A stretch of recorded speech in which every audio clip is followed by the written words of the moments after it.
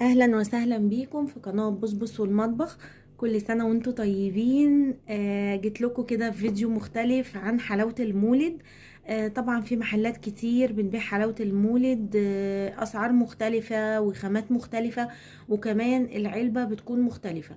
وفي كمان لو العبد او تسيبس او اتوال او اي حاجة، ممكن بتختاري مش علبة تكون كاملة، ممكن تختاري اجزاء من الحاجات اللي انت بتحبيها. يعني مثلا بتحبي السمسمية فعايزة منها 4 قطع، مثلا بتحبي الفولية فتجيبي منها كذا قطعة وتجمعي انتي كرتونة على بعضها. وطبعا ده كمان بيكون موجود عند الحلوانية اللي هم الصغيرين، المحلات الصغيرة. انا بقى العلبة بتاعت العبد دي، هي العلب عند العبد واخدة ارقام، فدي العلبة رقم 3. وتمن العلبة دي 700 جنيه. هم عاملين علب من أول 150 لغاية ايه، علب 1000 وشوية يعني. دي العلبة رقم 3 سعرها 700 جنيه. عايزين نشوف بقى المحتويات اللي هي فيها. طبعا بتيجي بقى في الكيس اهو بتاع العبد كبير كده، وبتكون مغلفة، بس احنا شلنا التغليفة بتاعتها. هنفتحها ونشوف المحتويات اللي فيها. بصوا دي كده الجوز الهند. آه، دي جوز هند اسمها لذيذة حمام، في منها قطعتين اللي هي بيبقى لونها بني شوية. ودي جوز هند برضو بس اللي هي الخشنة 2.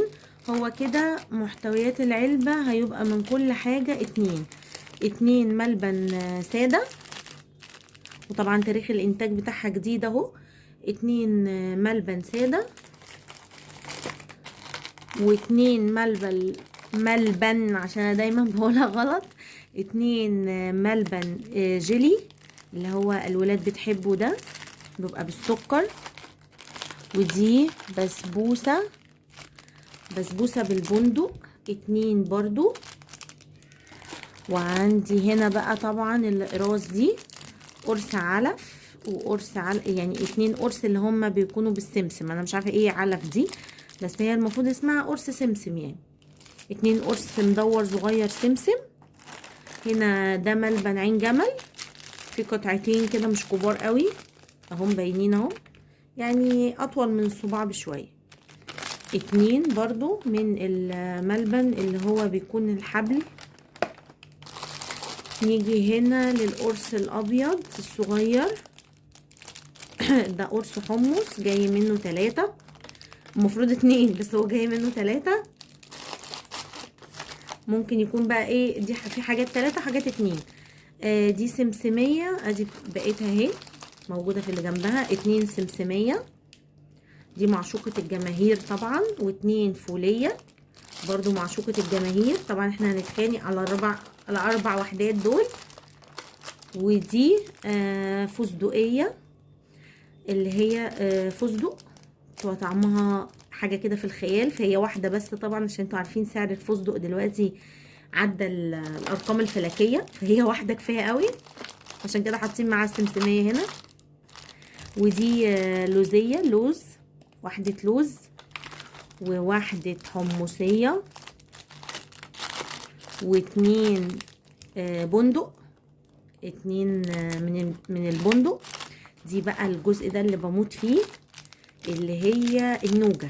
مش عارفة بقى انتوا عارفينها ولا ايه، انا بحب قوي النوجة البيضة دي، بحبها بعشقها يعني. ودي نوجة مش عارفة بقى بالشوكولاتة ولا ايه، بس انا طبعا معروفة قوي النوجة البيضة دي.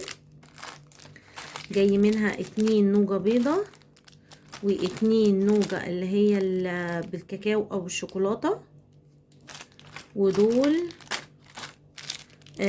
مش عارفة يعني، هي نوجة ومتغلفة شوكولاتة يعني تقريبا يعني. فهي دي محتويات العلبة. هي زي ما قلت لكم العلبة رقم 3 وسعرها 700 جنيه. تمام. ودي المحتويات كده بتاعتها، هما مش مكتوب اي حاجة بالمحتويات بتاعتها يعني. العلب بتاعت الكحك والبسكوت بتاعت العبد بيبقى مكتوب هنا محتويات العلبة ايه، بس دي مش مكتوب فيها. هي انا شايفاها علبة كويسة متوسطة في الحاجات اللي فيها، ما فيهاش حاجات كتير قوي. بس سعرها مش وحش، يعني سعرها معقول، وتقدروا لو انتوا عايزين تجمعوا كذا، يعني تجمعوا انتوا علبة مع نفسكم اعملوها، او في علب اقل من كده برضو تقدروا تجيبوها. ده كده كان فيديو صغير ومنجز عن حلواني العبد وحاجة مولد النبي. كل سنة وانتم طيبين، وشكرا ليكم، شكرا لمتابعتكم ليا. وما تنسوش لو الفيديو عجبكم شير كتير عشان اللي لسه عايزين يشتروا وعايزين يعرفوا الاسعار. وتقدروا كمان تدخلوا على الصفحة بتاعتهم، هتعرفوا كل علبة حجمها قد ايه وسعرها كمان قد ايه، وكل علبة ليها لون. العلبة الحمراء لون، وفي موف وفي اخضر وفي ازرق تقريبا. كل علبة بسعر، وكل علبة على حسب الرقم بتاعها والمحتويات بتاعتها. وما تنسوش بقى لايك كتير للفيديو. شكرا ليكم ومع السلامة.